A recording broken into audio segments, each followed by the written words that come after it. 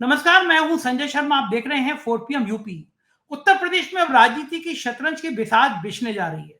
मोदी क्या अब मन बना चुके हैं योगी को हटाने का, योगी को किनारे करने का। अयोध्या के कार्यक्रम की कुछ तस्वीरें वायरल हो रही हैं। लोग सोशल मीडिया पर ट्वीट कर रहे हैं, इस पर लिख रहे हैं कि पूरे कार्यक्रम में कई बार ऐसा सीन हुआ कि टीवी चैनलों पर केवल मोदी और भागवत भगवान राम की आरती करते नजर आए। योगी को फ्रेम से गायब कर दिया गया। सरकारी विज्ञापन छपा, उसमें राम मंदिर का फोटो नहीं था। ओमेश जैसी कंपनी ने प्राइवेट विज्ञापन छपाया, उसमें राम मंदिर का फोटो था। खेल क्या चल रहा है उत्तर प्रदेश में? क्या बड़ी रणनीति होने जा रही है? केशव मौर्य की लॉटरी खुलने जा रही है? दैनिक भास्कर के राजनीतिक संपादक केपी मलिक विस्तार से बताएंगे। चलता हूं उनके पास। आप चैनल को सब्सक्राइब कर लीजिएगा, शुक्रिया, thank you. 4 PM news network में बहुत बहुत स्वागत है केपी मलिक साहब। आपका जैकेट बड़ी अच्छी लग रही है आपकी। जी धन्यवाद संजय जी। आपको पहले मैं शुक्रिया अदा कर दूं केपी मलिक साहब, आपका प्रोग्राम बड़ा हिट रहता है, लोग दर्शक देखते हैं। और दर्शकों का भी शुक्रिया अदा कर दूं कि डेटा विंग की रिपोर्ट आई है इस महीने में भी लगातार 2 साल हो गए कि 4 PM नंबर 1 है। दर्शकों का प्यार है। हम लोग 14 करोड़ व्यू आगे हैं अपने प्रतिद्वंदी नंबर 2 पे। और उससे भी ज्यादा खुशी की बात यह है कि पहली बार 4 PM यूपी, जो हमारा यूपी का चैनल है, वो भी इस लिस्ट में आ गया। 11वें नंबर पर है 4 PM यूपी। तो मैं हाथ जोड़ के सब दर्शकों का और मलिक साहब आपका शुक्रिया अदा करना चाहता हूं। आपकी इतनी बेबाक बातचीत को दर्शक पसंद करते हैं, लोग सुनते हैं, इसीलिए ये प्यार बना हुआ है। संजय जी, मुझे लगता है कि ये धन्यवाद हमें दर्शकों को देना चाहिए और आपके मैं जज्बे को सलाम करता हूं और आपके जज्बे को देना चाहिए कि सरकार के खिलाफ इतने मुखर होके हम सच्चाई को आगे लाने का जो काम आपके चैनल के माध्यम से करते हैं। और आपने जिस प्रकार सारी चीजें देखी, सरकार के तमाम बांधने के बावजूद, चैनल बंद करने के बावजूद एक जज्बे के साथ आप डटे रहे।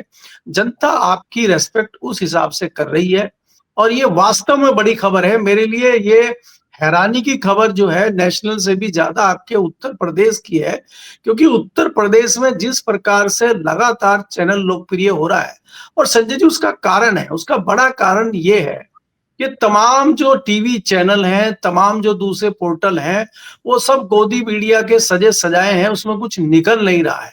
लोगों को सच्चाई पता नहीं चल रही है, लोग हैरान हैं, लोग जानना चाहते हैं चीजों को।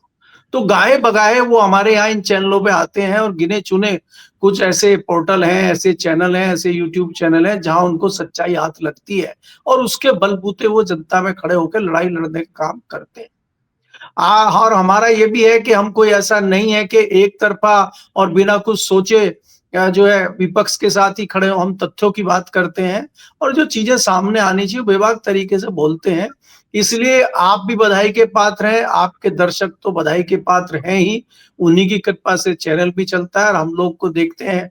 मैं खुद भी उनका हृदय से आभारी हूँ, धन्यवाद व्यक्त करता हूँ।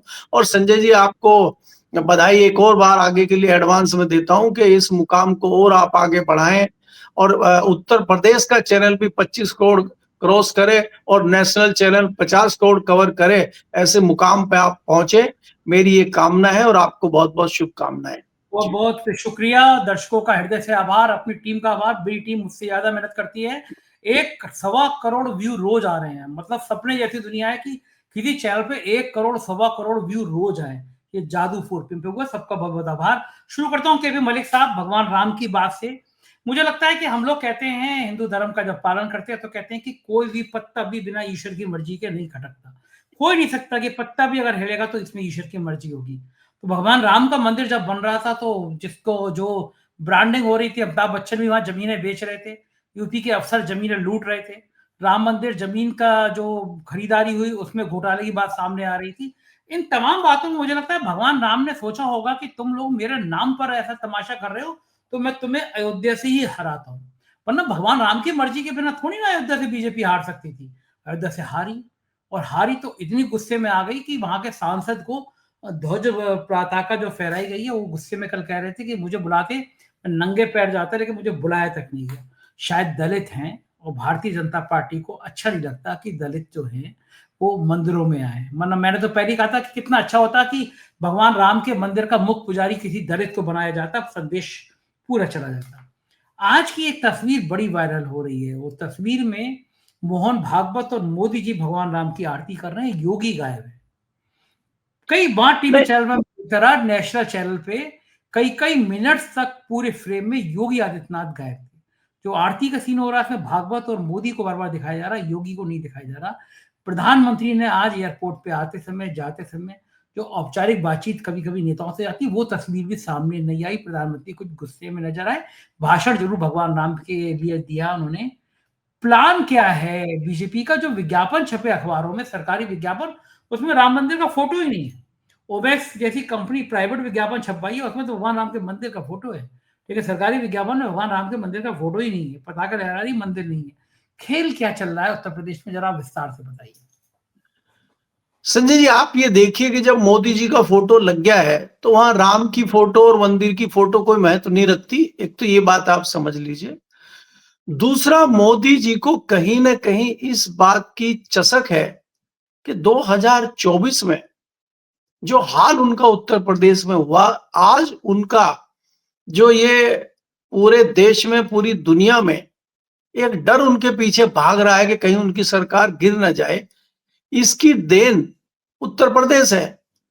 और उत्तर प्रदेश के मुखिया जो योगी हैं वो हैं, तो इसलिए वो खार खाए तो बैठे हैं। दूसरा, पिछले दिनों जो तथाकथित चाणक्य ने कह दिया है कि बाबा के खिलाफ कुछ एक्शन हो सकता है और हमने 4 राज्य जीत लिए हैं, तो उसमें बिना मोदी जी के सहयोग के कुछ होगा नहीं, इसलिए भी बाबा को दूर रखने की बात हो सकती है। लेकिन संजय जी, यहाँ पे मोहन भागवत जी और मोदी जी आरती कर रहे हैं और पूरा आयोजन उनके चारों तरफ घूम रहा है। लेकिन मुझे ये बात को देख के बहुत दुख होता है, हालांकि मैं तो खुद जाट हूं, पंडित समाज से आता भी नहीं हूं और मुझे बहुत ज्यादा परंपराएं जानकारी भी नहीं है, लेकिन मुझे मोटा मोटी सनातन की, हिंदू धर्म की और इन मान्यताओं की ये जानकारी है कि देश में अगर इतने बड़े मंदिर की बात हो रही है, ध्वजारोहण आप बात कर रहे हैं, तो हमारे देश में तो मुझे लगता है सबसे बड़े 4 शक्तिपीठ है और उन शक्तिपीठों के जो पीठाधीश्वर हैं, उन चारों में से किसी को नहीं बुलाया गया। उनके बाद जो महामंडेश्वर जी होते उनको नहीं बुलाया गया। हाँ, बाबा रामदेव जी और जो बड़े अभी एक बहुत बड़े बाबा पैदा हो गए, बाबा बागेश्वर साहब, उनको बुलाया गया।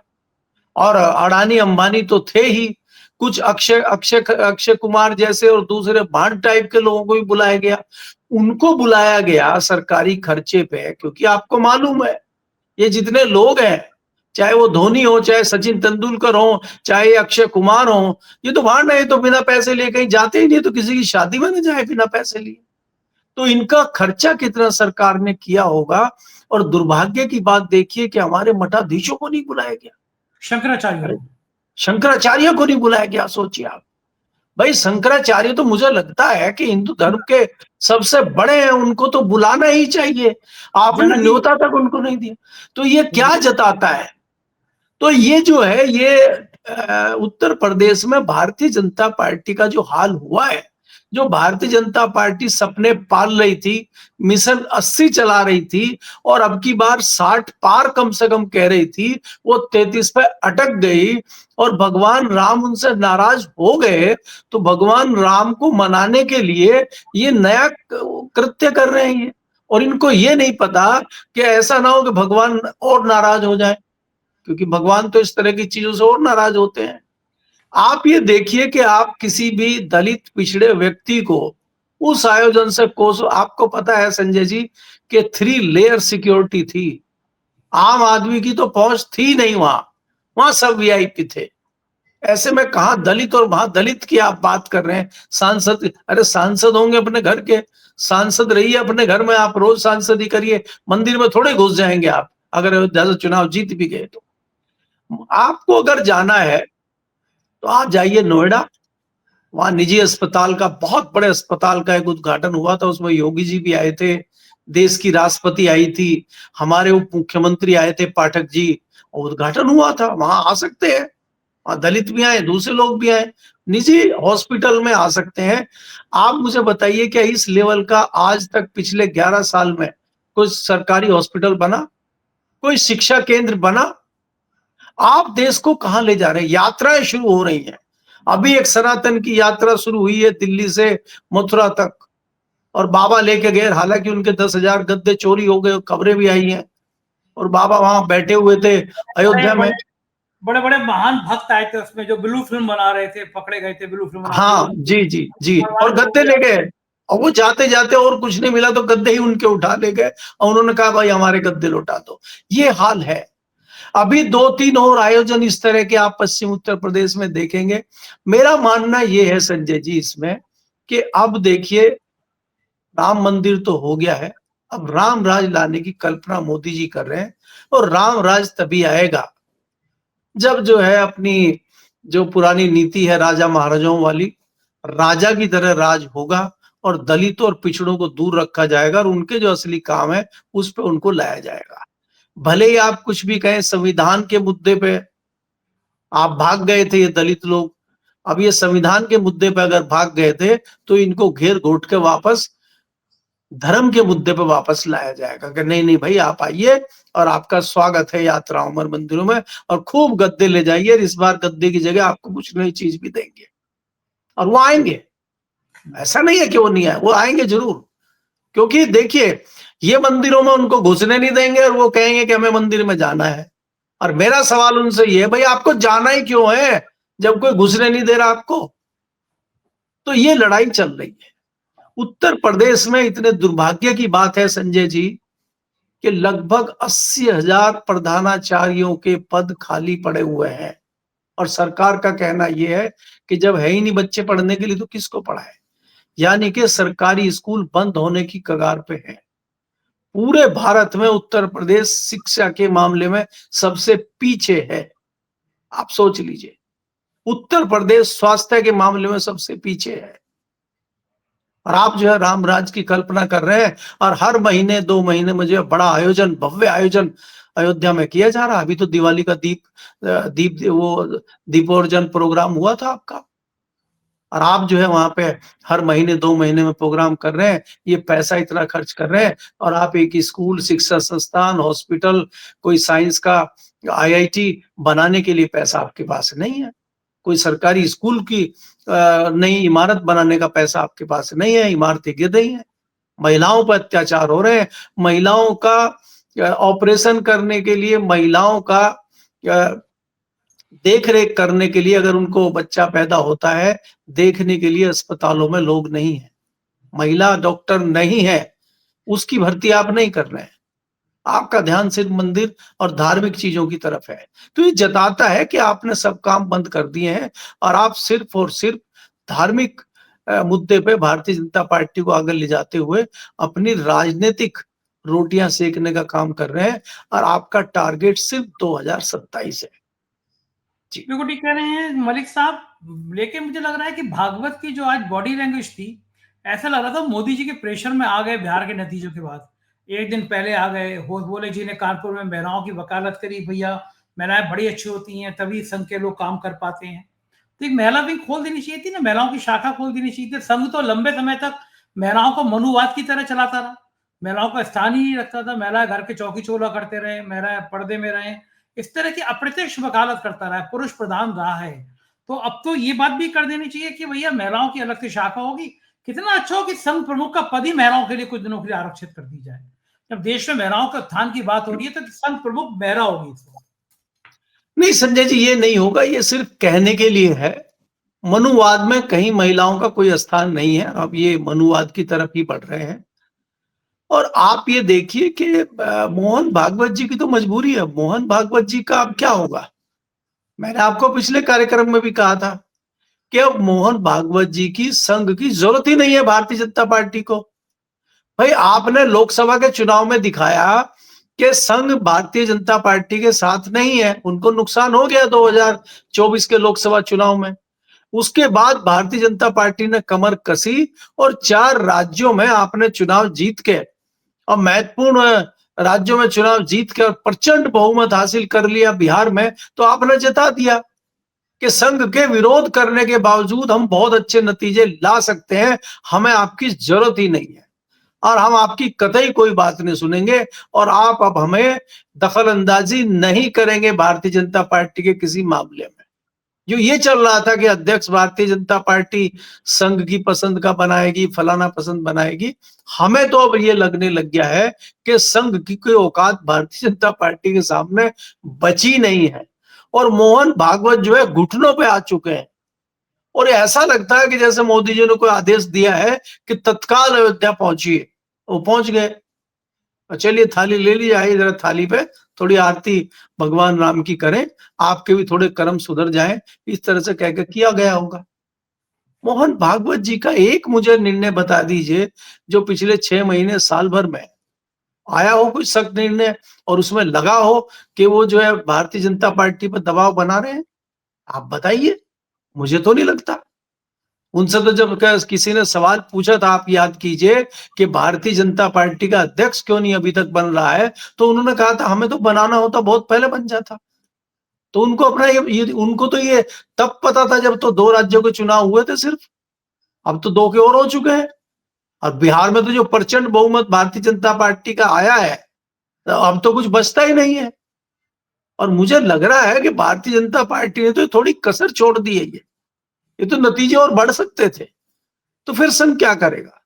तो संघ तो संजय जी बैकफुट पे है, और मुझे नहीं लगता कि मोहन भागवत जी अब मोदी जी का आदेश टालेंगे या टाल पाने की हिम्मत उनके अंदर बची हुई है। मुझे लगता है उन्होंने तो पूर्णतः सरेंडर कर दिया है मोदी जी के सामने। जी बिल्कुल ठीक कह रहे हैं। दूसरी तस्वीर जो आज बहुत चर्चा का विषय है वो ये है कि योगी फ्रेम में क्यों नहीं थे।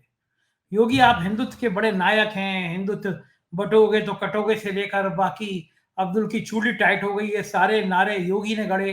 हिंदुत्व की प्रयोगशाला योगी करने में आगे रहते हैं, मुसलमानों पे कटाक्ष करने में योगी आगे रहते हैं। और एक मैं आज विज्ञापन देख रहा था गुरु तेग सिंह जयंती का, तेग बहादुर जयंती का, प्रधानमंत्री भी पगड़ी लगाए हुए हैं, योगी जी भी पगड़ी लगाए हुए हैं। अच्छा है, किसी भी धर्म का सम्मान करना, उनके प्रतीकों को अपनाना कितनी अच्छी बात होती है भाई, कि आप सिख समुदाय की पगड़ी लगाए हुए हैं। इस देश में 20-25 करोड़ मुसलमान है, अगर ईद पर टोपी भी लगा रहे हो तो कोई बहुत बड़ा गुनाह है क्या? कमेंट किया था हम टोपी नहीं लगाएंगे, तो भैया पगड़ी क्यों पहन रहे हो? पगड़ी में टोपी में क्या फर्क है? या तो सिर्फ हिंदू धर्म, आप कहोगे सिख, सिख हिंदू हैं, बौद्ध हिंदू हैं, नारे से काम चल जाता है क्या? हकीकत तो कहीं जुदा है ना। नहीं संजय जी, ये देखिए ऐसा है कि इन्होंने बीच में चलाया था कि कुछ मुसलमानों ने भी वोट दिया है, 3 तलाक के मामले में मुस्लिम महिलाओं ने भी दिया था। लेकिन सबको पता है कि मुस्लिम कभी भारतीय जनता पार्टी का ना वोट देता है ना देगा। रही सिखों की बात, सिखों को बरगलाया जा सकता है, और सिख इतनी अधिक जाके चीजों पे खासकर वोट के मामले पर नहीं सोचते हैं। जहां एक बहुत बड़े मतभेद सिख समाज के कांग्रेस से हो गए थे, उसके बावजूद भी सिख समाज बड़ी तादाद में आज भी कांग्रेस को वोट देता है। सिखों के ऊपर मुझे लगता है सबसे बड़ा हमला मोदी जी ने और इनकी पार्टी ने किया था 2020 में, जब किसान आंदोलन हो रहा था, और जो किसान आए थे, खासकर उसमें जो सिख समाज के किसान थे, उनके ऊपर इन्होंने गंभीर आरोप लगाए थे, और इन्होंने उनको खालिस्तानी और क्या क्या बता दिया था। और उसका रिएक्शन भी आपने देखा था कि एक सिख बेटी ने किस प्रकार से इनकी एक सांसद को चाटा रसीद किया था, और वो चाटा झन्नाटेदार था, वो आज तक सितारे उसको दिख रहे हैं। और अभी वो जब अदालत में गई थी तो खूब माफी मांगी उन्होंने, और उन्होंने कहा हम माफ नहीं किया करते, ये सिखों का इतिहास है। तो वो तो उन्होंने दिखा दी अपनी ताकत। तो ये इनको मालूम है कि सिखों से पंगा लेके आप राजनीति इतने आराम से नहीं कर सकते। आज आप चाहे कुछ भी कहिए, तमाम जगह आपने सफलताएं पाली हैं, लेकिन छोटे से पंजाब में आज तक नहीं घुस पाए आप। तो ये तो इनकी ताकत है। अब ये उनको भरमाने के लिए, बरगलाने के लिए पगड़ी लगा के फोटो खिंचवा ले, उससे कुछ होने वाला है नहीं। लेकिन इस बात में आपकी दम है कि अगर एक टोपी वो वाली लग जाए, जनाब आदाब वाली, और दोनों लगा के फोटो खिंचवा लें, तो कुछ मुसलमान कह सकते हैं कि यार व्यक्ति अच्छे हैं, हमारी टोपी भी पहन ली है, कुछ वोट इनको भी तकसीम कर दिए जाए, ऐसा आपने विचार वो लोग कर सकते आपने कह दिया, आपने कह दिया सुन तो कल ही आ जाएगा, दोनों को टोपी लगाए, अगर वोट मिल सकते होंगे तो दोनों हैं। टोपी, उन्हें टोपी की हाँ, समस्या नहीं है, उन्हें वोट बैंक चाहिए अपना। फिर ये जी डायलॉग कैसे जी। बोले, फिर डायलॉग कैसे बोलेंगे अब्दुल की चूड़ी टाइट कर दी हमने। हाँ, तो नहीं, फिर ऐसा है ना, फिर टाइट की जरूरत ही नहीं ना इनको।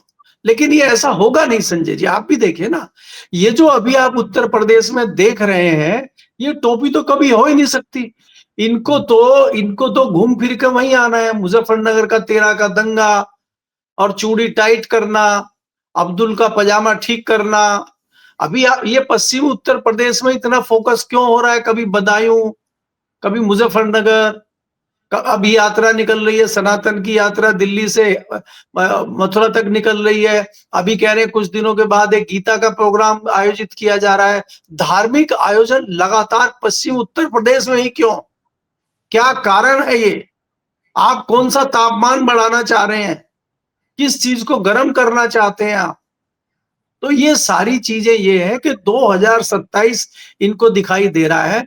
और आपने जो सवाल योगी के बारे में पूछा है, जहां पहले हमें ये लगता था कि मोदी और योगी के जो संबंध हैं उसमें थोड़ी सी बर्फ पिघली है या तलखी कुछ कम हुई है, तो मुझे लगता है कि अगर बर्फ पिघली भी है और तलखी कम भी हुई है तो उससे कोई बहुत ज्यादा जीवन दान, अभय दान बाबा को मिलता हुआ नजर आता नहीं है।